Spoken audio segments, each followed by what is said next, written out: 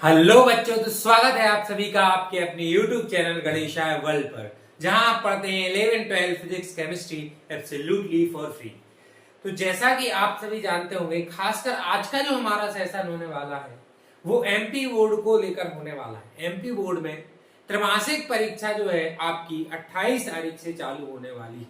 28 अगस्त से आपके त्रैमासिक परीक्षा के 12वीं के पेपर स्टार्ट होने वाले हैं, जिनमें पहला ही पेपर कौन सा है? फिजिक्स का पहला ही पेपर है फिजिक्स का।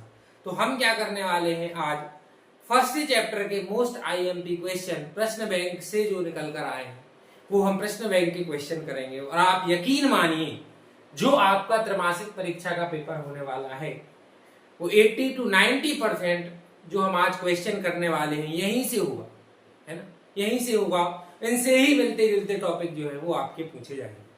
तो हम अपना ऑब्जेक्टिव से स्टार्टिंग करते हैं। हम पूरा ऑब्जेक्टिव, रिक्त स्थान, सही विकल्प सब हम आज इस वीडियो में सिंगल शॉट में कवर करेंगे। क्लियर है? तो आज के इस धमाकेदार वन शॉट के लिए तैयार हो जाइए और एकदम लाइक ठोक दीजिए, कमेंट कर दीजिए और वीडियो को ज्यादा से ज्यादा शेयर कर दीजिए। अब हमारा पहला क्वेश्चन क्या होने वाला है, यदि हम देखें, आपको वहां पर क्वेश्चन दिख रहे होंगे। हमारा पहला क्वेश्चन है, पहला क्वेश्चन क्या है कि ई तीव्रता वाले विद्युत क्षेत्र में आवेश Q रखने पर उस पर लगने वाला बल क्या होगा। देखो भाई, हम जानते हैं कि E विद्युत क्षेत्र क्या होता है। E विद्युत क्षेत्र बराबर होता है F/Q। विद्युत क्षेत्र की तीव्रता क्या होती है? विद्युत क्षेत्र की तीव्रता होती है एकांक आवेश पर लगने वाले बल को ही हम क्या कहते हैं? उस स्थान की विद्युत क्षेत्र की तीव्रता। तो यहां से यदि आप F की वैल्यू निकालो तो F की वैल्यू क्या आ जाएगी? Q into E। F की वैल्यू क्या आ जाएगी? Q into E। ये आपको दिख रहा होगा कि सी आंसर जो, ये कौन सा आंसर भी है? C answer.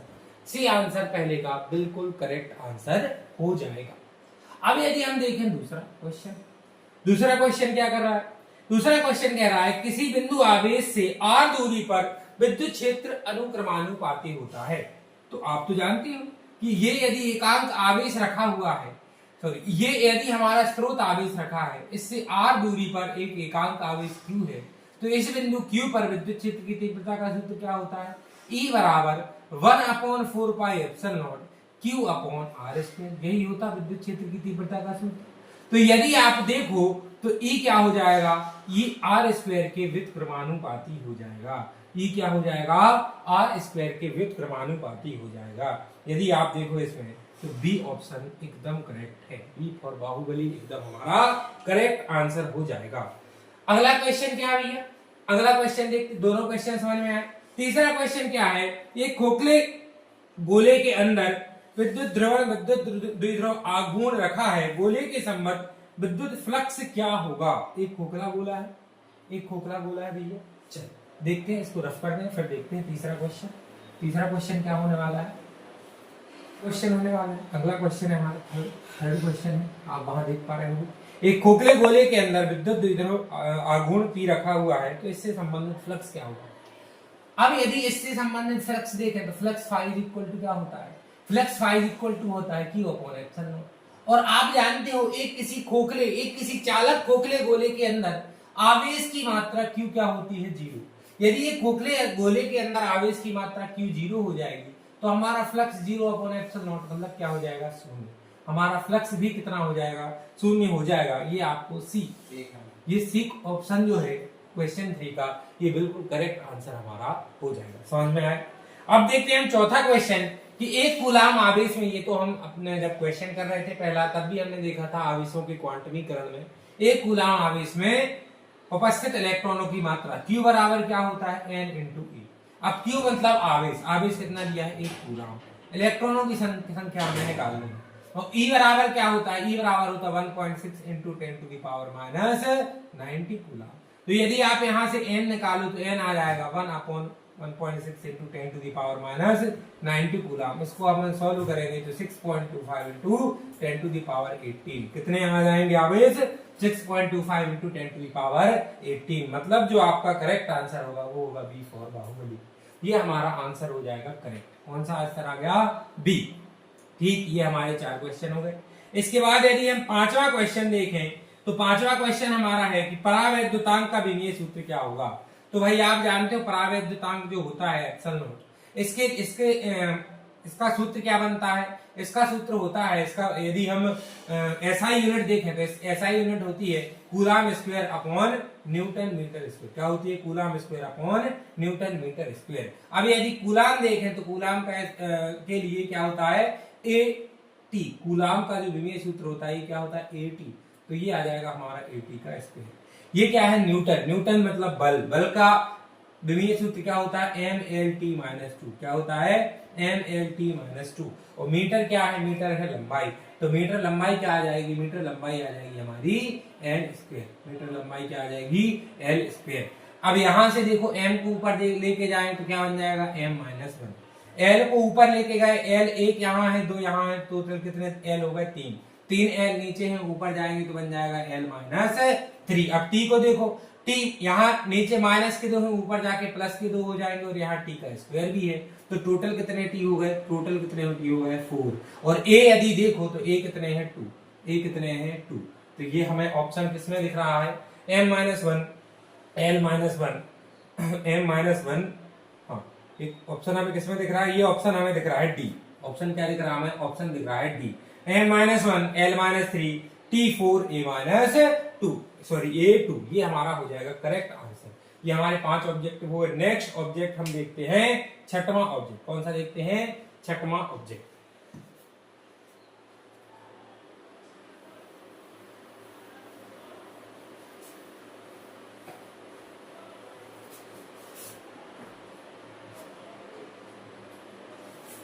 चलिए, छठवां ऑब्जेक्ट क्या है कि किसी विद्युत द्विध्रुव के केंद्र से r दूरी पर जो विद्युत क्षेत्र होता है वो अनुक्रमानुपाती होता है। भाई देखो, विद्युत क्षेत्र से कौन सी दूरी पर? r।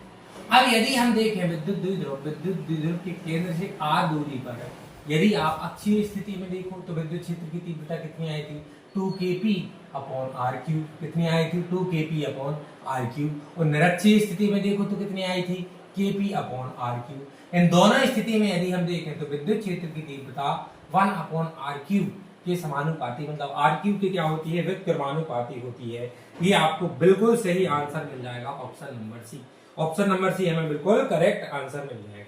यदि हम इसके बाद देखें कौन सा? सातवां आंसर। कौन सा देखें? सातवां ऑब्जेक्ट। तो सातवां ऑब्जेक्ट हमें दिख रहा है कि एक घन की प्रत्येक भुजा x है जिसके केंद्र से r दूरी पर एक बिंदु P रखा हुआ है। घन से संबंधित कुल घन से संबंधित फ्लक्स पूछा गया है।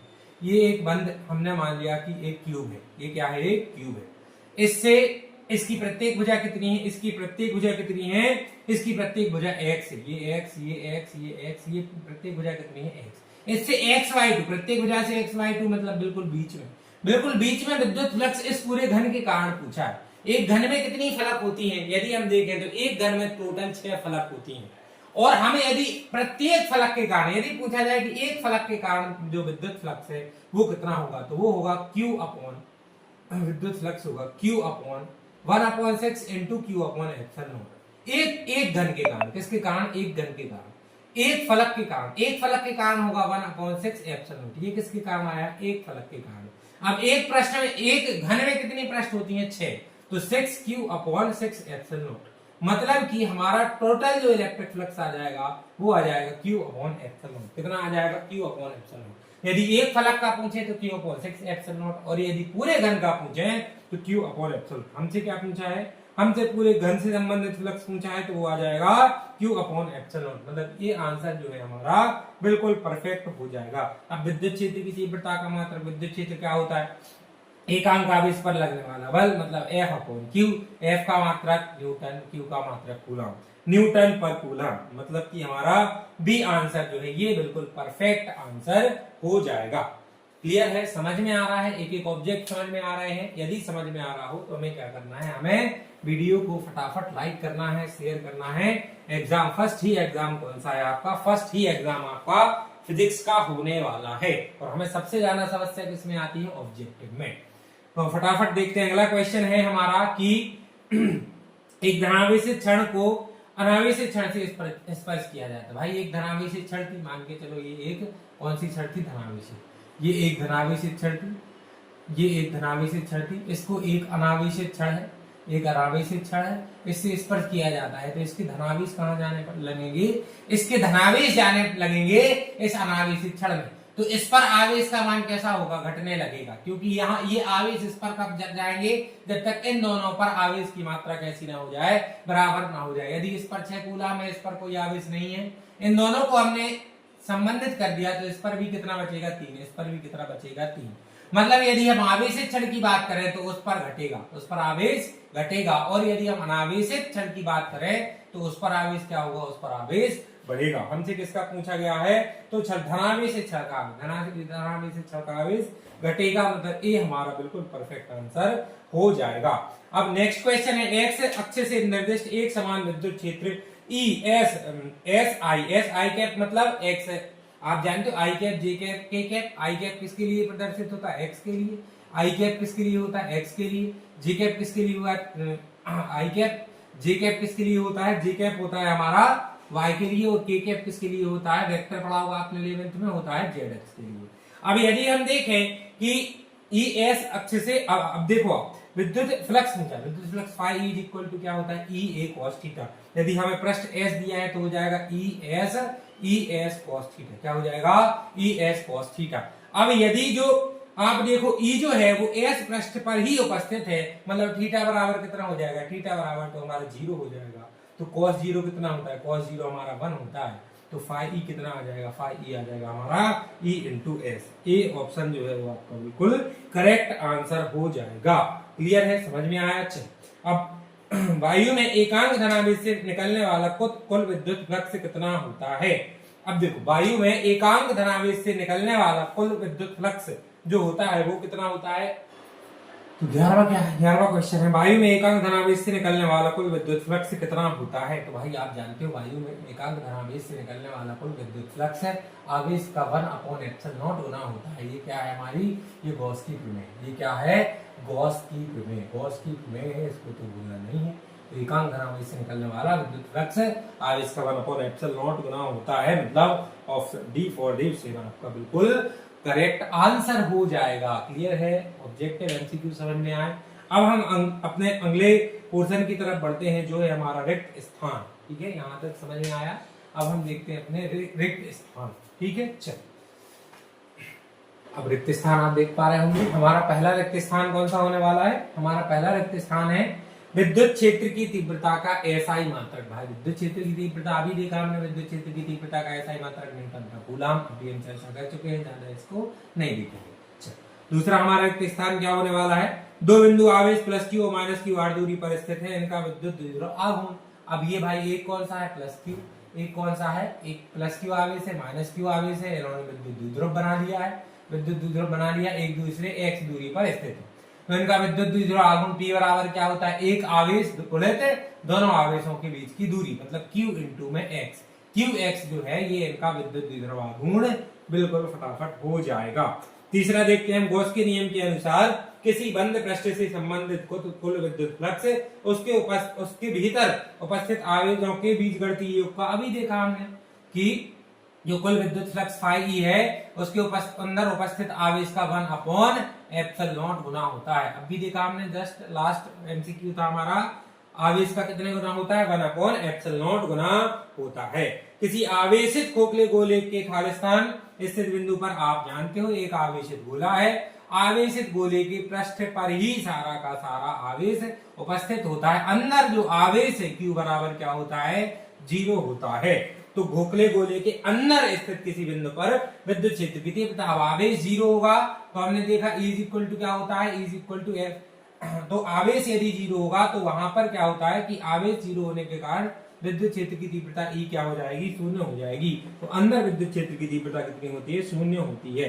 मूल आवेश पांचवा आ गया हमारा रिक्त स्थान, मूल आवेश। मूल आवेश हम किसे कहते हैं, इलेक्ट्रॉन को कहते हैं, और आप बहुत अच्छे से जानते हो एक इलेक्ट्रॉन पर आवेश होता है -1.6 into 10 to the power -90 coulomb, -1.6 into 10 to the power -90 coulomb. ये मूल आवेश हम किसे कहते हैं, इलेक्ट्रॉन को कहते हैं, और एक इलेक्ट्रॉन पर आवेश -1.6 into 10 to the power -90 coulomb होता है। क्लियर हुआ। चलिए नेक्स्ट देखते हैं हम, एक विद्युत द्विध्रुव पर नेट आवेश कितना होता है। नेट आवेश मतलब हम कुल आवेश की बात करते हैं, और विद्युत द्विध्रुव होता क्या है, विद्युत द्विध्रुव हम बहुत अच्छे से जानते हैं कि छठवां क्वेश्चन है हमारा, छठवां रिक्त स्थान। हम बहुत अच्छे से जानते हैं विद्युत द्विध्रुव क्या होता है, जब समान परिमाण के दो आवेश एक दूसरे से r दूरी पर स्थित हो। अब यदि उनका समान परिमाण है, मतलब ये प्लस क्यू होगा, एक +5 है ये -5 होगा, ये +4 है ये -4 होगा। तो यदि हम देखें कि इस पर नेट आवेश, इस पूरे पर नेट आवेश क्यू नेट कैसे निकालते, Q1 + Q2, Q1 यदि इसको Q1 मान इसको Q2 मानना पड़ेगा, 5 - 5। तो हमेशा यदि आप देखोगे तो एक विद्युत द्विध्रुव पर नेट आवेश कितना होता है, 0 होता है। विद्युत द्विध्रुव का नेट आवेश कितना होता है या 0 होता है। हम देखें यदि कि किसी विलगित निकाय आवेश संरक्षण का सिद्धांत हमने पढ़ा है, आवेश संरक्षण के सिद्धांत के अनुसार किसी भी विलगित निकाय का जो नियत कुल आवेश है वो हमेशा कैसा रहता है, नियत रहता है। कैसा रहता है, नियत रहता है। आवेश संरक्षण का सिद्धांत यही कहता है। तो ये हमारे क्या होगा, ये हमारे होगा रिक्त स्थान। क्या होगा, रिक्त स्थान। अब हम नेक्स्ट पोर्शन की तरफ बढ़ते हैं जो कि हमारा होने वाला है सत्य असत्य। अब हम सत्य असत्य, पहला क्या होने वाला है, पहला होने वाला है किसी चालक के अंदर विद्युत क्षेत्र 0 होता है। बिल्कुल सही बात है, बिल्कुल सत्य भैया, ये तो सत्य बात है। पहली तो अभी हम 2 बार चर्चा कर चुके हैं कि किसी चालक के अंदर विद्युत क्षेत्र कैसा होता है, 0 होता है, आवेश भी 0 होता है।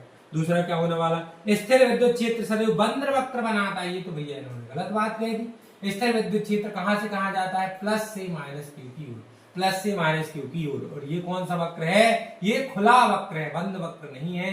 अतः दूसरा कैसा हो जाएगा हमारा, बिल्कुल गलत हो जाएगा, मतलब असत्य हो जाएगा। तीसरी बात, एकल आवेश का अस्तित्व नहीं है भैया, बिल्कुल है एकल आवेश का अस्तित्व, प्लस क्यू आवेश रह सकता है। किसका अस्तित्व नहीं होता, यदि हम 5th चैप्टर पर जाएंगे तो हम देखेंगे कि एकल ध्रुव जो चुंबक होती है उसके एकल ध्रुव, उसमें हमेशा N और S 2 ध्रुव होते हैं, उसमें एकल ध्रुव संभव नहीं होता। तो ये एकल आवेश तो बिल्कुल संभव होता है। इन्होंने क्या बोला है कि अस्तित्व नहीं होता, होता है भैया, तो ये भी हमारी असत्य बात हो जाएगी। अब हम देखते हैं अपना चौथा कि विद्युत द्विध्रुव आघूर्ण सदिश राशि है। तो विद्युत द्विध्रुव आघूर्ण कैसी राशि है, विद्युत द्विध्रुव आघूर्ण जो है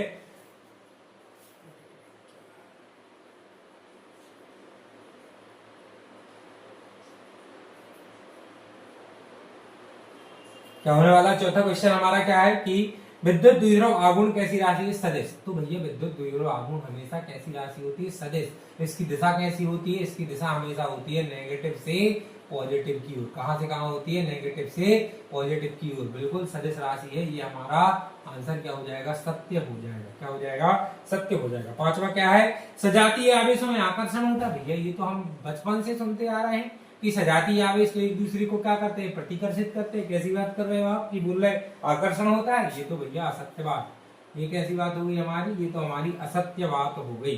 क्लियर है। चल अब हम नेक्स्ट देखते हैं अपना छठवां आंसर, विद्युत द्विध्रुव के दोनों आवेश एक दूसरे को प्रतिकर्षित करते हैं।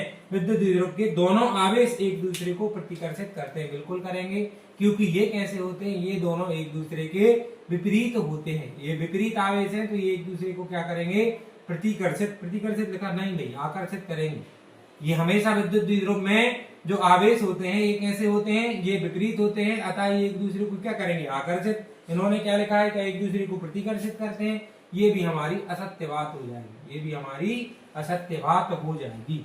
अगला हम देखते हैं सातवें में क्या बोला है, यदि किसी विद्युत क्षेत्र के किसी बिंदु पर स्थित इलेक्ट्रॉन जितने बल का अनुभव करता है उसे उस बिंदु पर विद्युत क्षेत्र की तीव्रता कहते हैं। भैया ये तो इन्होंने विद्युत क्षेत्र की तीव्रता की परिभाषा ही लिख दी, और परिभाषा यदि लिखी है तो ये हमारा सत्य कथन हो जाएगा। अगला क्या होने वाला है हमारा, क्या विद्युत फ्लक्स एक अदिश राशि है। अगला क्वेश्चन क्या है, क्या विद्युत फ्लक्स एक अदिश राशि है। तो आठवां हम देखते हैं, तो हाँ भैया बिल्कुल अदिश राशि है। इसमें हमें सिर्फ परिमाण की आवश्यकता है, दिशा की आवश्यकता है नहीं। तो आठवां भी हमारा सत्य कथन हो जाएगा। नौवां कथन हमारा क्या है, नौवां कथन है क्या विद्युत बल रेखा ऋणावेश से आरंभ होती। भैया ये है भैया धनावेश से ऋणावेश की हो जाती है, ऋणावेश से आरंभ नहीं होती। कहां से होती है, धनावेश से। तो ये कथन कैसा हो जाएगा, ये कथन भी हमारा असत्य हो जाएगा। यहाँ पर हमारा एक और पोर्शन सत्य असत्य होता है समाप्त। अब हम देखते हैं अपना नेक्स्ट पोर्शन जो होने वाला है एक कथन या फिर एक वाक्य में उत्तर। तो चलिए हम फिर इसको शुरू करते हैं। नेक्स्ट पोर्शन हमारा होने वाला है कि भैया एक कथन या एक वाक्य में उत्तर दीजिए। तो पहला हमारा कथन क्या है, एक माइक्रो कूलाम आवेश पर ऋण आवेश बनने के लिए कितने इलेक्ट्रॉनों की आवश्यकता होती है। देखो एक कूलाम हमने अभी देखा था, कि एक कूलाम बनने के लिए कितने इलेक्ट्रॉन चाहिए 6.25 इंटू 10 टू द पावर 18। कितने इलेक्ट्रॉन चाहिए 6.25 इंटू 10 टू द पावर 18। अब एक माइक्रो कूलाम बराबर क्या होता है, एक माइक्रो कूलाम बराबर हो जाता है, एक माइक्रो कूलाम बराबर हो जाता है 10 raise to the power -6 coulomb. क्या हो जाता है 10 raise to the power -6 coulomb. कुछ नहीं करना है, इसमें से हम 10 रेज़ टू द पावर -6 जो है इसका गुणा कर देंगे, 10 रेज़ टू द पावर -6 का गुणा कर देंगे तो हमारे लिए कुल इलेक्ट्रॉन कितने मिल जाएंगे 6.25 इंटू 18 में से 6 गए 10 रेज़ टू द पावर 12। इतने इलेक्ट्रॉन हमें 1 माइक्रो कूलाम के लिए चाहिए और इतने इलेक्ट्रॉन हमें 1 कूलाम के लिए चाहिए हैं। इस पर हम अभी पहले भी चर्चा कर चुके हैं।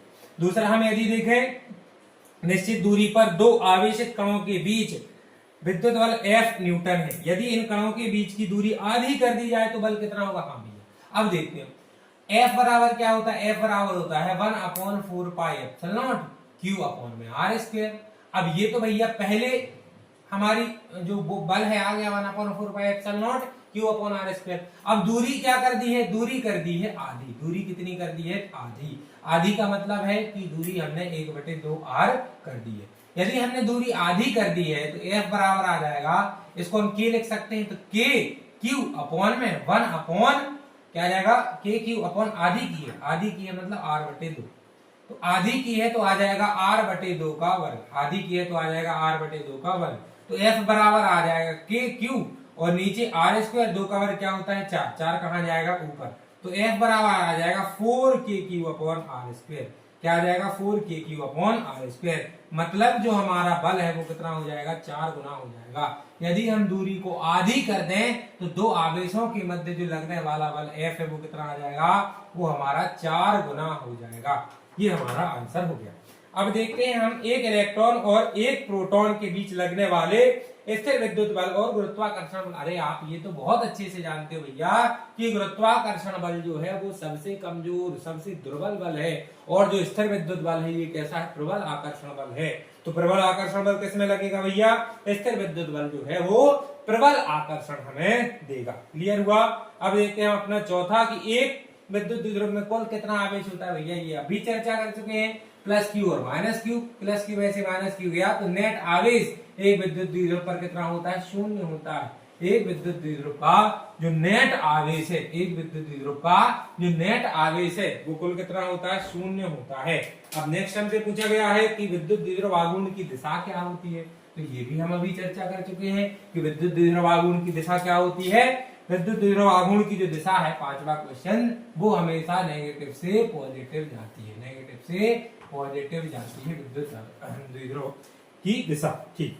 अब एक बंद पृष्ठ के अंदर एक विद्युत द्विध्रुव स्थित है, इससे होकर जाने वाला फ्लक्स, ये बहुत बढ़िया क्वेश्चन है भैया। ये एक बंद पृष्ठ है, ये एक बंद पृष्ठ है, यहां हमारा एक विद्युत द्विध्रुव रखा है माइनस क्यू और प्लस क्यू, ये एक बंद पृष्ठ है। अब हमें पता है कि फ्लक्स क्या कहलाता है, फ्लक्स कहलाता है कि किसी पृष्ठ से होकर जाने वाली विद्युत बल रेखाओं की संख्या को हम क्या कहते हैं, उस पृष्ठ का फ्लक्स कहते हैं। अब आप जानते हो कि हमेशा जो विद्युत बल रेखाएं वो धनात्मक से जाती है ऋणात्मक पर समाप्त, धनात्मक से गई ऋणात्मक पर समाप्त। तो जितनी विद्युत बल रेखाएं गई बाहर जा रही मतलब धनात्मक, अंदर आ रही मतलब ऋणात्मक। तो जितनी विद्युत बल रेखाएं जा रही हैं उतनी ही विद्युत बल रेखाएं आ रही हैं, तो जो नेट फ्लक्स है वो कितना हो जाएगा, शून्य हो जाएगा। अर्थात यदि किसी कोई हमारा एक द्विध्रुव रखा है और उस पृष्ठ से एक द्विध्रुव है जो कि पृष्ठ से घिरा हुआ है, तो उसमें जो हमारा कुल विद्युत फ्लक्स है वो कितना होता है, वो हमारा शून्य होता है। यहाँ हमारे एक वाक्य के उत्तर जो है वो समाप्त होते हैं। नेक्स्ट हम बढ़ते हैं अपने 2 अंकों वाले प्रश्न पर। चलिए, तो हमारे यहाँ पर ऑब्जेक्टिव होते हैं समाप्त। अब हम देखने वाले हैं 2 नंबर वाले प्रश्न। 2 नंबर में पहला प्रश्न है बहुत इंपॉर्टेंट, जब पढ़ा रहे थे तभी मैंने बोला था कि हमें लिखना है स्थिर विद्युत के अंतर्गत कूलाम का नियम। तो भाई कूलाम का नियम सिंपल सा है, इसको एकदम मैं लिखाऊंगा नहीं, वर्ड टू वर्ड बोल रहा हूं तो आप लिख सकते हो। कूलाम का नियम क्या कहता है, दो आवेशों के मध्य, दो बिंदु आवेशों के मध्य लगने वाले आकर्षण, यदि दो विपरीत आवेश है तो आकर्षण, समान आवेश है तो प्रतिकर्षण, दो बिंदु आवेशों के मध्य लगने वाले आकर्षण या फिर प्रतिकर्षण बल का मान। दो बिंदु आवेशों के मध्य लगने वाले आकर्षण या प्रतिकर्षण बल का मान उन दोनों आवेशों के परिमाणों के गुणनफल के समानुपाती। ये Q1 है तो ये Q2, Q1 तो ये Q2। किन्हीं दो बिंदु आवेशों के मध्य लगने वाले आकर्षण या प्रतिकर्षण बल का मान उन आवेशों के परिमाणों के गुणनफल के समानुपाती और उनके बीच की दूरी के वर्ग के व्युत्क्रमानुपाती होता है। अर्थात F समानुपाती Q1 Q2 upon r square, तो F बराबर K Q1 Q2 upon r square, जहां K बराबर क्या हो जाता है 1 अपॉन 4 पाई एप्सिलॉन नॉट, या फिर हम लिख सकते हैं 9 इंटू 10 टू दी पावर 9। तो F इज इक्वल टू क्या हो जाएगा 1 upon 4 pi epsilon naught Q1 Q2 upon r square. आप सिर्फ यहां तक भी कूलाम का नियम लिख सकते हैं, कोई समस्या नहीं, सिंपल है कूलाम का नियम। दो बिंदु आवेशों के मध्य लगने वाले आकर्षण और प्रतिकर्षण बल का मान उन आवेशों के गुणनफल के समानुपाती और उनके बीच की दूरी के वर्ग के व्युत्क्रमानुपाती होता है। ये हो गया हमारा कूलाम का नियम। ठीक है, चल अब हम नेक्स्ट अपना क्वेश्चन देखते हैं। नेक्स्ट क्वेश्चन क्या होने वाला है? नेक्स्ट क्वेश्चन हमारा होने वाला है कि विद्युत क्षेत्र रेखाओं के दो महत्वपूर्ण पॉइंट। विद्युत क्षेत्र रेखाओं के बहुत सारे महत्वपूर्ण पॉइंट है। पहला पॉइंट क्या हो जाएगा? पहला पॉइंट हो जाएगा कि विद्युत क्षेत्र रेखाएं हमेशा पृष्ठ से कैसी निकलती हैं? लंबवत। हमेशा पृष्ठ से कैसी निकलती हैं? लंबवत। दूसरा पॉइंट क्या हो जाएगा? दूसरा पॉइंट हो जाएगा कि विद्युत क्षेत्र रेखाएं हमेशा किससे निकलती हैं? धनावेशित से। और कहां समाप्त होती हैं? ऋणावेशित। कहां से प्रारंभ? धनावेशित से। और कहां समाप्त होती हैं? ऋणावेशित पर समाप्त होती हैं। तीसरा पॉइंट हमारा क्या हो जाएगा? दो से अधिक भी पूछा जाए तो कभी दो विद्युत क्षेत्र रेखाएं एक दूसरे को नहीं काटती, यदि काटेंगी तो कटान बिंदु पर दो रेखाएं जो संभव नहीं है। चौथा पॉइंट क्या हो जाएगा कि विद्युत क्षेत्र रेखा के किसी भी बिंदु से खींची गई स्पर्श रेखा उस बिंदु पर विद्युत क्षेत्र की तीव्रता की दिशा बदलाती है। ये कुछ महत्वपूर्ण पॉइंट हो गए हमारे इसके विद्युत क्षेत्र रेखाओं से संबंधित। पहला क्या हो जाएगा? विद्युत क्षेत्र रेखाएं हमेशा पृष्ठ से कैसी निकलती हैं? लंबवत। विद्युत क्षेत्र रेखाएं पृष्ठ से हमेशा लंबवत निकलती हैं। दूसरा पॉइंट हो जाएगा विद्युत क्षेत्र रेखाएं धनावेश से चलकर कहां समाप्त होती हैं? ऋणावेश पर समाप्त होती हैं। अगला पॉइंट क्या हो जाएगा कि दो विद्युत क्षेत्र रेखाएं एक दूसरे को नहीं काटती हैं। अगला पॉइंट विद्युत क्षेत्र रेखा की किसी भी बिंदु पर खींची गई स्पर्श रेखा उस बिंदु पर विद्युत क्षेत्र की तीव्रता की दिशा प्रदर्शित करती है। क्लियर हो गया? ये हो गए हमारे कुछ महत्वपूर्ण पॉइंट किसके लिए? विद्युत क्षेत्र रेखाओं के लिए। अगला क्वेश्चन क्या होने वाला है? अगला क्वेश्चन हमारा होने वाला है कि आवेशों के क्वांटमीकरण को समझाइए। आवेशों का क्वांटमीकरण क्या कहता है? आवेशों का क्वांटमीकरण कहता है कि किसी भी पिंड पर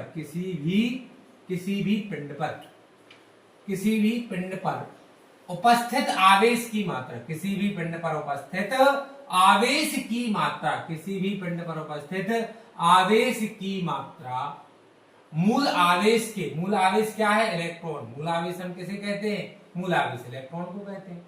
मूल आवेश इलेक्ट्रॉन की मूल आवेश पर उपस्थित आवेश की मात्रा के पूर्ण गुणज के रूप में होती है। पूर्ण गुणज के रूप में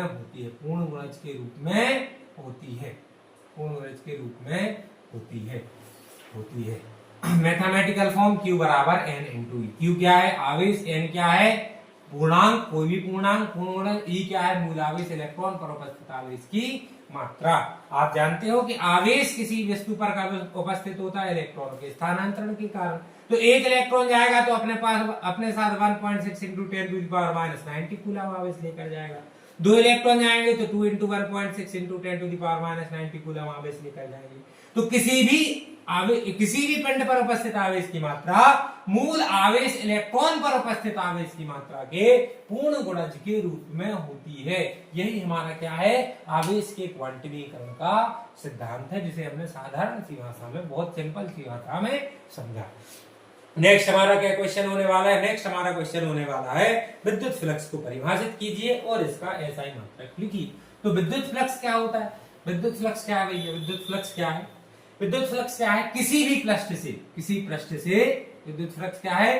किसी पृष्ठ से लंबवत होकर गुजरने वाली, किसी पृष्ठ से लंबवत होकर गुजरने वाली विद्युत बल रेखाओं की संख्या। किसी पृष्ठ से लंबवत होकर गुजरने वाली विद्युत बल रेखाओं की संख्या को, विद्युत बल रेखाओं की संख्या क्या कहलाती है? विद्युत फ्लक्स कहलाती है, विद्युत फ्लक्स कहलाती है, विद्युत फ्लक्स कहलाती है। भैया ये हमारा मान के चलो कोई भी पृष्ठ हो गया, कोई भी, ये हमारा एक पृष्ठ हो गया, ये हमारा एक पृष्ठ हो गया। तो इस पृष्ठ से लंबवत होकर गुजरने वाली, इस पृष्ठ से जितने भी लंबवत विद्युत बल रेखाएं होकर गुजरेंगी, वही इस पृष्ठ का क्या हो जाएगा? वही इस पृष्ठ के लिए विद्युत फ्लक्स हो जाएगा। तो विद्युत फ्लक्स फाई बराबर क्या होता है? E A cos theta. क्या होता है? E into A। क्या होता है? E into A। अब E क्या है? E है विद्युत क्षेत्र की तीव्रता, इसका मात्रक क्या होता है? न्यूटन पर कूलम्ब। A क्या है? A क्षेत्रफल, क्षेत्रफल का मात्रक क्या होता है? Metre square. तो विद्युत फ्लक्स का मात्रक क्या आ जाएगा? विद्युत फ्लक्स का मात्रक आ जाएगा न्यूटन मीटर स्क्वायर पर कूलम्ब। विद्युत फ्लक्स का मात्रक क्या आ जाएगा? न्यूटन मीटर स्क्वायर पर कूलम्ब विद्युत फ्लक्स कहते हैं, विद्युत फ्लक्स कहते हैं। क्लियर है? ये हमारा हो गया क्या? विद्युत फ्लक्स। नेक्स्ट हमारा क्या क्वेश्चन होने वाला है? 2 नंबर का अंतिम क्वेश्चन है। विद्युत फ्लक्स के अंतर्गत गॉस की प्रमेय लिखिए, ये भी बहुत इंपॉर्टेंट है। तो विद्युत फ्लक्स के अंतर्गत गॉस की प्रमेय क्या है? विद्युत फ्लक्स के अंतर्गत गॉस की प्रमेय है कि ये मान के चलो कोई भी पृष्ठ है, ये कोई भी पृष्ठ है जिस पर कितना आवेश है? कुल Q। जिस पर कुल कितना आवेश है? Q। ये हमारा कोई भी पृष्ठ है जिस पर कुल Q आवेश है। तो गॉस की प्रमेय के अनुसार इस पृष्ठ से होकर गुजरने वाला कुल विद्युत फ्लक्स, गॉस की प्रमेय क्या कहता है? किसी बंद पृष्ठ से, ये बंद पृष्ठ है, गोला है हमारा, किसी बंद पृष्ठ से, किसी बंद पृष्ठ से होकर गुजरने वाला, किसी बंद पृष्ठ से होकर गुजरने वाला, किसी बंद पृष्ठ से होकर गुजरने वाला, किसी बंद पृष्ठ से होकर गुजरने वाला कुल विद्युत फ्लक्स, कुल विद्युत फ्लक्स, किसी बंद पृष्ठ से होकर गुजरने वाला कुल विद्युत फ्लक्स उस पर उपस्थित आवेश पर का, उस पर उपस्थित आवेश का, उस पर उपस्थित आवेश का 1/ε0 गुना होता है, 1/ε0 गुना होता है। सिंपल सा ये हमारा कॉन्सेप्ट है, गॉस की प्रमेय है। मान के चलो ये कोई पृष्ठ है जिस पर प्लस Q आवेश है, तो इस पृष्ठ से होकर गुजरने वाला कुल विद्युत फ्लक्स इसमें उपस्थित आवेश का कितने गुना होगा? 1/ε0 गुना होगा। तो फाई इज इक्वल टू क्या आ जाएगा? Q/ε0। बहुत इंपॉर्टेंट है, ये क्या होगी? हमारी गॉस की प्रमेय। ये क्या होगी? हमारी गॉस की प्रमेय। इसी के साथ 2 नंबर वाले जो क्वेश्चन होते हैं वो समाप्त होते हैं। क्लियर है? समझ में आए? चलिए अब हम देखते हैं 3 नंबर वाले हमारे क्वेश्चन। नेक्स्ट हमारे क्वेश्चन होने वाले हैं कि 3 नंबर के क्वेश्चन है। अच्छा आप यदि देखो तो ये हमारे प्योर NCERT से क्वेश्चन निकल कर आए हैं। पहला क्वेश्चन क्या है? एक कूलम आवेश को परिभाषित कीजिए। परिभाषा के लिए आवेशों के मध्य आपके जितने बल की कल्पना की है उसे भार में रूपांतरित करके लिखिए कि यह कितने किलोग्राम पृथ्वी के भार के तुल्य है। ये बहुत बढ़िया क्वेश्चन है भैया आपका, बहुत ही शानदार क्वेश्चन है। एक कूलम आवेश हम कैसे निकालते हैं? हमने किया है एकांक आवेश या फिर एक कूलम आवेश। यदि 2 समान परिमाण के आवेश, यदि 2 समान परिमाण के आवेश मतलब कि Q1 और Q2 ये बराबर होने चाहिए, Q1 और Q2 ये बराबर होने चाहिए Q की, किसके? Q की। एक दूसरे से 1 मीटर की दूरी पर स्थित हो, एक दूसरे से 1 मीटर की दूरी पर स्थित हो, और इन दोनों के बीच में लगने वाला बल कितना होना चाहिए? 9 × 10⁹ न्यूटन। कितना होना चाहिए? 9 × 10⁹ न्यूटन। तो उसे हम एक कूलम आवेश कहते हैं। कैसे भैया? कि F बराबर क्या होता है? F बराबर होता है K Q1 Q2/r²। K की मैथमेटिकल वैल्यू क्या होती है? 9 × 10⁹ Q1 Q2 किसके बराबर है? Q के। तो हो जाएगा Q² R² की जगह हम क्या रख देंगे? 1। एक दूसरे से कितनी दूरी पर स्थित है? 1 मीटर की। तो अपॉन में आ जाएगा 1। तो यदि हम देखें हमें बल कितना लगाना है? 9 × 10⁹ 9 × 10⁹ बराबर 9 × 10⁹ Q²। नीचे तो 1 बचा, ये गए तो Q² बराबर क्या आ गया? 1। तो Q बराबर क्या आ गया? +-1। अर्थात हम एक कूलम आवेश किसे कह सकते हैं? जब समान परिमाण के 2 आवेश, परिभाषा कैसे लिखेंगे? जब समान परिमाण के 2 आवेश, समान परिमाण के 2 आवेश दो आवेश एक दूसरे से कितनी दूरी पर स्थित हो? 1 मीटर। एक दूसरे से 1 मीटर की दूरी पर स्थित हो, 1 मीटर की दूरी पर स्थित हो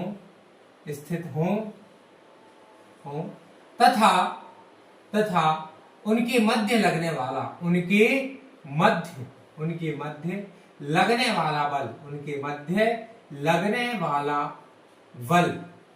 बल कितना होना चाहिए? 9 × 10⁹ न्यूटन हो। तो आवेश को क्या बोलते हैं? आवेश को 1 कूलाम आवेश कहा जाता है। 1 कूलाम आवेश कहा जाता है। आपको कितना लिखना है? आपको ये बस इतना लिखना है। जब समान परिमाण के दो, ये तो मैंने आपको समझाया है, जब समान परिमाण के दो आवेश एक दूसरे से 1 मीटर की दूरी पर स्थित हो और उनके मध्य लगने वाला बल 9 × 10⁹ न्यूटन हो, तो उसे हम 1 कूलाम आवेश कहते हैं। अब हमारे क्वेश्चन में इतना ही नहीं पूछा गया, हमसे हमारे क्वेश्चन में पूछा गया है कि अब हमें इस बल को किसमें परिवर्तित करना है? इस बल को हमें द्रव्यमान भार में परिवर्तित करना है। कैसे करोगे भैया? हम जानते हैं कि F बराबर क्या होता है? यदि हम भार को द्रव्यमान में परिवर्तित करें तो F बराबर होता है m × g। F बराबर क्या हो जाता है? m × g। ये भार को हम द्रव्यमान में परिवर्तित करते हैं। देखो F बराबर क्या पढ़ा आपने? me। F बराबर क्या पढ़ा? me। यहाँ हम वो फोर्स क्या पढ़ लेंगे? F बराबर ma। ए की जगह पर क्या ले लेंगे हम? ए एक्सेलरेशन त्वरण है, और ये क्या है? गुरुत्वीय त्वरण। तो हम जब भार निकालते हैं तो त्वरण की जगह हम क्या लेते हैं? गुरुत्वीय त्वरण। गुरुत्वीय त्वरण कितना होता है? 9.8 मीटर पर सेकंड स्क्वायर। लेकिन हमसे क्वेश्चन में हम इसे एज्यूम भी करके चलते हैं 10 मीटर पर सेकंड स्क्वायर। कितना एज्यूम करके चलते हैं? 10 मीटर पर सेकंड स्क्वायर। अब हमारे लिए फोर्स कितना है? 9 × 10⁹ m हमें निकालना है। गुरुत्वीय त्वरण कितना है? 10। तो हमारे लिए जो मास है वो कितना आ गया? जो मास आया, द्रव्यमान आया, वो आया 9 × 10⁹ और नीचे कितने हैं? 10। तो एक गया ऊपर से, तो ये बचा 9 × 10⁸। कितना बचा? 9 × 10⁸। कितना आ गया ये मास? 9 × 10⁸ kg, है ना? kg। अब यदि इसको हम तुलना करें किससे? पृथ्वी की भार से, तो पृथ्वी का भार कितना होता है भैया? पृथ्वी का भार, पृथ्वी का द्रव्यमान E हम लिख सकते हैं। पृथ्वी का द्रव्यमान कितना होता है? इसको हम चार्ज लिख लें, आवेश का द्रव्यमान। पृथ्वी का द्रव्यमान होता है 6 × 10⁻24 kg। कितना होता है? 6 × 10⁻24 kg। अब यदि हम दोनों की तुलना करें, m3/me, इसकी तुलना करें तो ये आ जाएगा 9 × 10⁻, पहले हम किसका लिख ले रहे हैं? E लिख ले रहे हैं, तो नीचे क्या लिख ले रहे हैं? C। यदि हम इनकी तुलना करें तो ये आ जाएगा 6 × 10⁻24 और नीचे आ जाएगा 9 × 10⁻10। यदि हम इसे सॉल्व करेंगे तो क्या आ जाएगा? 3 3 जा 3 2 जा, मतलब 2/3 मतलब 1.5 × 10 पर ये 10 है, 24 है, तो ये कितना आ जाएगा? 14 kg। कितना आ जाएगा? 1.5 × 3/2 है, मतलब ये कितना आएगा अपना? 2/3 है, मतलब 6.6। और यदि हम 6 आगे लिखेंगे तो एक और 0 कम कर देंगे, 13 कर देंगे। इतने केजी। ये आ गई दोनों की तुलना। यदि आप इसको यहाँ भी जोड़ दोगे तो ये भी इन दोनों की तुलना ही है। यहाँ तक भी हमारा बिल्कुल सही क्वेश्चन है। ये क्वेश्चन जो है ये बिल्कुल आपके दिमाग पर, आपकी सोचने की क्षमता पर निर्भर करता है। क्लास में इस क्वेश्चन को कराना इम्पॉसिबल है, लगभग कोई नहीं कराता भैया। ये ऐसे क्वेश्चन आपको 2 से 3 क्वेश्चन आपके एग्जाम में देखने को मिलेंगे, जबकि जो आपने कॉन्सेप्ट को समझा होगा तभी ये क्वेश्चन आप कर सकते हैं। आपको ये नॉर्मल बुक में क्वेश्चन मिलना लगभग इम्पॉसिबल है। ये क्वेश्चन आपसे तभी बनेगा जब इसका आपने कॉन्सेप्ट समझा हो कि भाई क्या ये बल होता है, पृथ्वी का द्रव्यमान कितना होता है। क्लियर हुआ? समझ में आया? अब हम देखते हैं नेक्स्ट क्वेश्चन। चलिए अब हम अपने नेक्स्ट क्वेश्चन की तरफ बढ़ते हैं। मोस्ट इंपॉर्टेंट प्रश्न इनका क्वेश्चन है। कौन सा भी है? 4 नंबर क्वेश्चन है, 4 मार्क क्वेश्चन। क्वेश्चन है कि विद्युत द्विध्रुव की अक्षीय स्थिति के कारण हमें क्या करना है? उसकी विद्युत क्षेत्र की तीव्रता याद करनी है। सिंपल सा क्वेश्चन। मान के चलो ये हमारा -q आवेश और +q आवेश, -q आवेश और +q आवेश से मिलकर एक विद्युत द्विध्रुव बना है AB। एक विद्युत द्विध्रुव माइनस क्यू और प्लस क्यू आवेश से मिलकर बना है। इसके मध्य बिंदु O से, इसके मध्य बिंदु O से R दूरी पर, कितनी दूरी पर? R दूरी पर एक बिंदु कौन सा है? P। ए भी एक विद्युत द्विध्रुव है जो प्लस क्यू और माइनस क्यू आवेशों से मिलकर बना है, और इसके बीच की दूरी कितनी है? 2a। यहां से यहां तक की बीच की दूरी कितनी है? 2a। तो O से A की दूरी कितनी हो जाएगी? A। और O से B की दूरी भी कितनी हो जाएगी? A। A भी एक विद्युत द्विध्रुव है जो कि प्लस क्यू और माइनस क्यू आवेशों से मिलकर बना है, तथा इनके बीच की दूरी कितनी है? 2a है। इसके मध्य बिंदु O से R दूरी पर स्थित एक बिंदु P है, जिस पर हमें, और बिंदु P कौन सी स्थिति में है? अक्षीय स्थिति में। बिंदु P किस स्थिति में है? अक्षीय स्थिति में स्थित है, जिस पर हमें विद्युत क्षेत्र की तीव्रता ज्ञात करनी है। क्या करेंगे? पहले प्लस क्यू आवेश के कारण निकालेंगे, फिर माइनस क्यू आवेश के कारण। निकालो भैया। प्लस क्यू आवेश के कारण, प्लस क्यू आवेश के कारण, प्लस क्यू आवेश के कारण बिंदु P पर, बिंदु P पर विद्युत क्षेत्र की तीव्रता, विद्युत क्षेत्र की तीव्रता, विद्युत क्षेत्र की तीव्रता। प्लस क्यू आवेश के कारण बिंदु P पर विद्युत क्षेत्र की तीव्रता E प्लस। हम जानते हैं भैया विद्युत क्षेत्र की तीव्रता का सूत्र 1/4 पाई epsilon naught Q upon R square. R square नहीं आएगा यहाँ। अब यहाँ इस आवेश से इस आवेश तक, यहाँ हमने एकांक आवेश लिया हुआ है, इस आवेश से इस आवेश की दूरी तक, दूरी कितनी है? BP। कितनी दूरी है? BP। तो आ जाएगा BP का स्क्वायर। E बराबर 1/4 पाई, बिंदु आवेश के कारण, किसी बिंदु पर, बिंदु आवेश के कारण R दूरी पर रखे बिंदु पर विद्युत क्षेत्र की तीव्रता क्या आती है? 1/4 पाई epsilon naught Q upon R square. R क्या होती है? दोनों के बीच की दूरी। तो यहां पर B से P की दूरी कितनी है? BP square. अब यदि हम BP के बीच की डिस्टेंस निकालें, यदि हम B से P के बीच की डिस्टेंस निकालें तो कितनी आएगी? तो भैया आप देखो कि हमें OP, O से P की डिस्टेंस कितनी है? R। इससे OB की डिस्टेंस घटा दें A, तो R माइनस A हमें BP की डिस्टेंस मिल जाएगी। तो BP की डिस्टेंस क्या हो जाएगी? R minus A। तो E प्लस क्यू आवेश के कारण विद्युत क्षेत्र की तीव्रता आ जाएगी 1/4 पाई epsilon naught Q upon R minus A का स्क्वायर। ये किसके कारण आ गई? ये आ गई हमारी प्लस क्यू आवेश के कारण। अब हम किसके कारण निकालते हैं? अब हम निकालते हैं माइनस क्यू आवेश के कारण। माइनस क्यू आवेश के कारण, माइनस क्यू आवेश के कारण बिंदु P पर विद्युत क्षेत्र की तीव्रता E माइनस कितनी आ जाएगी? 1/4 पाई एप्सिलॉन नॉट Q अपॉन, अब माइनस Q से यहां की दूरी कितनी है? AP। कितनी दूरी है? AP का स्क्वायर। यदि आप A से P की डिस्टेंस निकालो तो आपको OP मतलब R में A जोड़ना होगा। यदि OP में OA जोड़ दो, OP मतलब R में A जोड़ दो, तो हमें P से A की डिस्टेंस मिल जाएगी। तो AP क्या होगा? R plus A। तो माइनस क्यू आवेश के कारण, माइनस क्यू आवेश के कारण विद्युत क्षेत्र की तीव्रता 1/4 पाई epsilon naught Q upon R plus A का स्क्वायर। ठीक। अब यदि हम परिणामी तीव्रता निकालने पे हैं, किस पर निकालने हैं? परिणामी तीव्रता, परिणामी तीव्रता।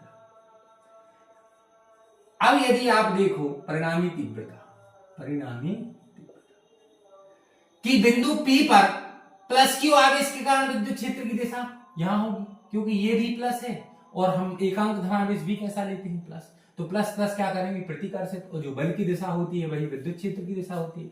तो प्लस क्यू आवेश के कारण बिंदु P पर विद्युत क्षेत्र की दिशा ये होगी, माइनस क्यू आवेश के कारण बिंदु P पर विद्युत क्षेत्र की दिशा ये होगी। तो इस पर परिणामी तीव्रता क्या होगी? प्लस क्यू के कारण विद्युत क्षेत्र की तीव्रता माइनस क्यू के कारण विद्युत क्षेत्र की दिशा, यही होगी ना, क्योंकि प्लस क्यू के कारण विद्युत क्षेत्र की दिशा ये है और माइनस क्यू के कारण विद्युत क्षेत्र की दिशा ये।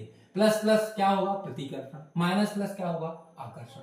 तो E जो नेट है हमारा परिणामी तीव्रता है वो आ जाएगी E प्लस क्यू के कारण माइनस E माइनस क्यू के कारण, ये आ जाएगी। तो अब हम E नेट निकालें तो क्या निकालेंगे? प्लस क्यू के कारण विद्युत क्षेत्र की तीव्रता, अब देखो 1/4 पाई एप्सिलॉन नॉट को मैं क्या लिख सकता हूं? K। हम क्या लिख देते हैं? K। तो K Q अपॉन में R माइनस A का स्क्वायर, और माइनस क्यू आवेश के कारण KQ अपॉन में R प्लस A का स्क्वायर। तो अब यहां से मैथ्स चालू होती है, फिजिक्स का यहाँ काम समाप्त हो गया। दोनों में KQ है, हमने कॉमन ले लिए, यहाँ क्या बचा 1/r माइनस ए का स्क्वायर, माइनस यहाँ क्या बचा 1/r प्लस ए का स्क्वायर, ई नेट के क्यू। अब यदि हम दोनों को एलसीएम लें तो क्या यहाँ आ जाएगा r माइनस ए का स्क्वायर, यहाँ आ जाएगा r प्लस ए का स्क्वायर। फिर सिंपली हम जो हमेशा से करते आ रहे 3 गुणा कर दो, यहाँ हो जाएगा r प्लस ए का स्क्वायर, बीच में कौन सा निशान है माइनस का, तो माइनस में r माइनस ए का स्क्वायर। अब ई नेट यदि हम निकालें तो के क्यू, अब ऊपर देखो a प्लस बी का स्क्वायर क्या होता है, a square plus b square plus 2ab, और यहां माइनस में a square plus b square minus 2ab। ठीक है, यहां तक तो कोई समस्या होगी। a माइनस बी का स्क्वायर ए माइनस ए प्लस बी का स्क्वायर क्या होता है, a square minus B square का होल स्क्वायर। यहां तक तो कोई समस्या होगी नहीं, सिंपल मैथ चल रही है अपनी।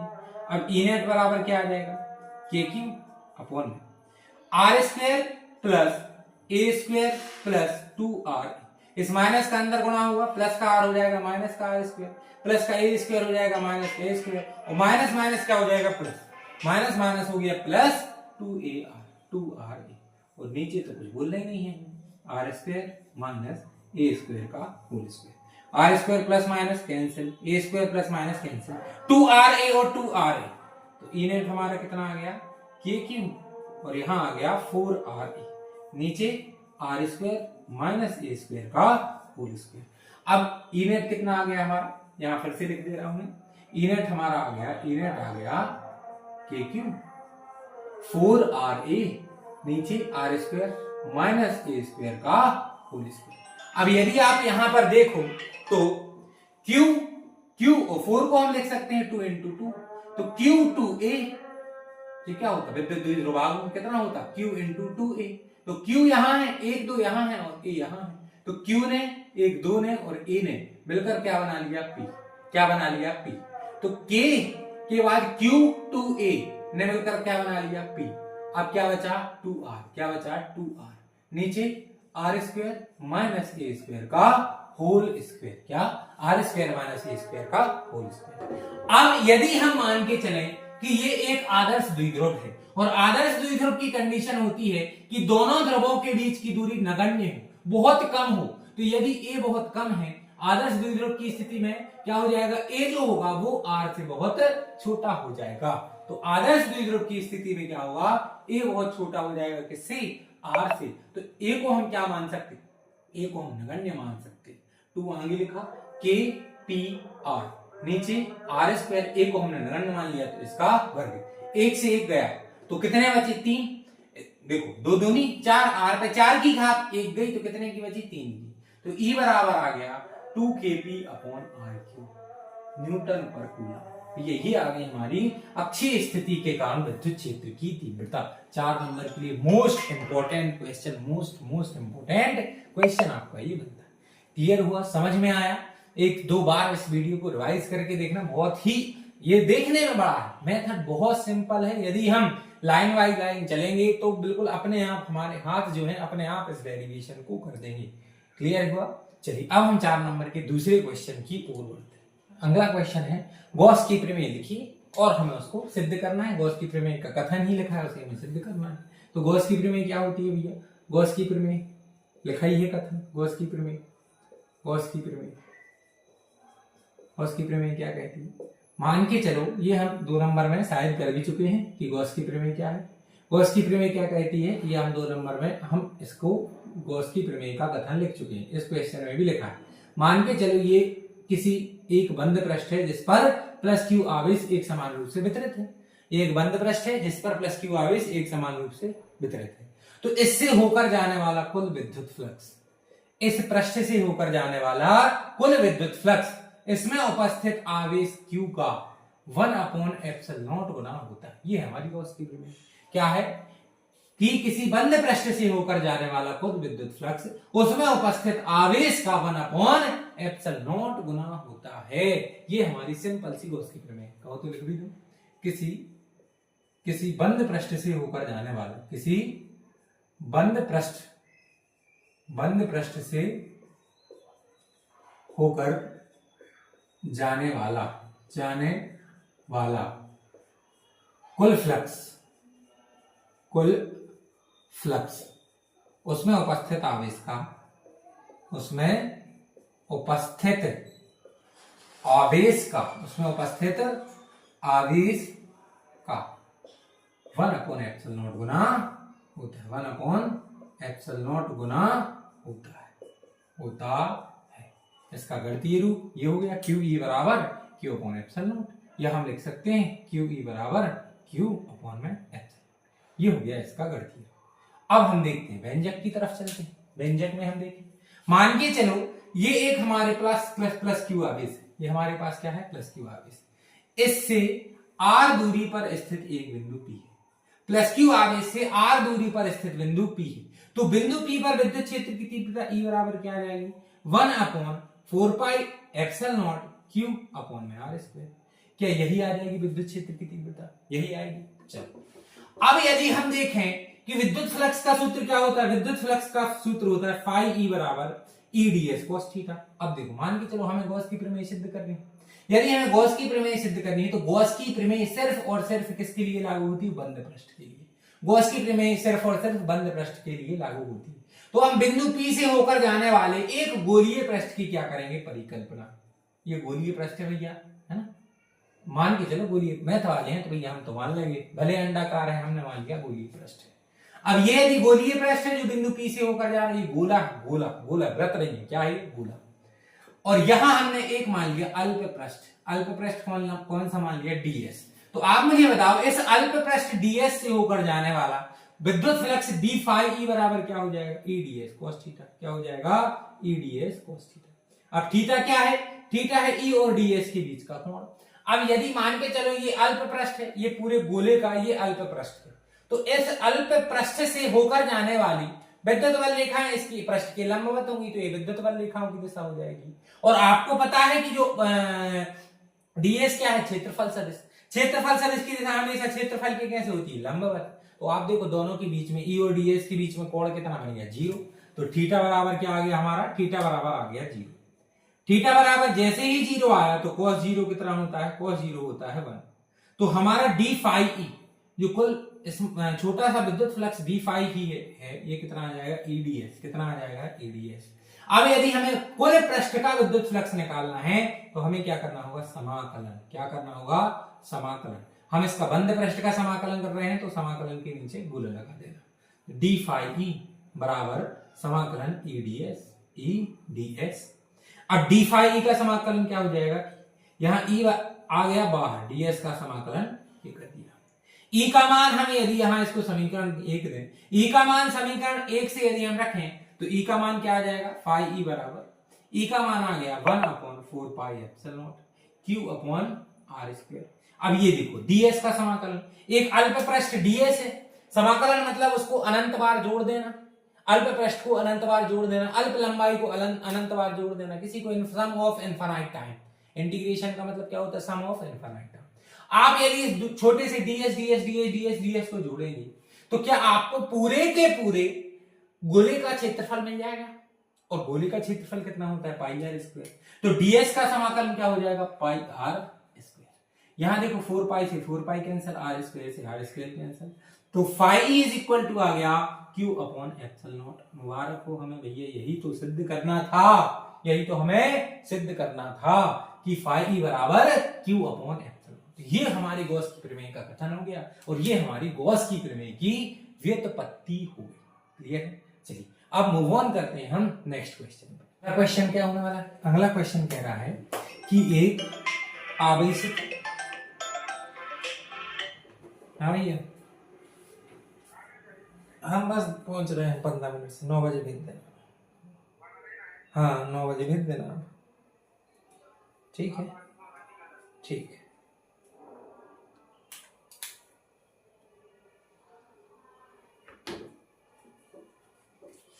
नेक्स्ट क्वेश्चन क्या है कि हमें क्या करना है, एक आवेशित चालक गोला है प्लस Q आवेश, इससे एक R त्रिज्या का आवेशित चालक गोला है जिस पर प्लस Q आवेश एक समान रूप से वितरित है। एक स्मॉल r त्रिज्या का एक गोला है, यह क्या है एक गोला जिस पर प्लस Q आवेश एक समान रूप से वितरित है।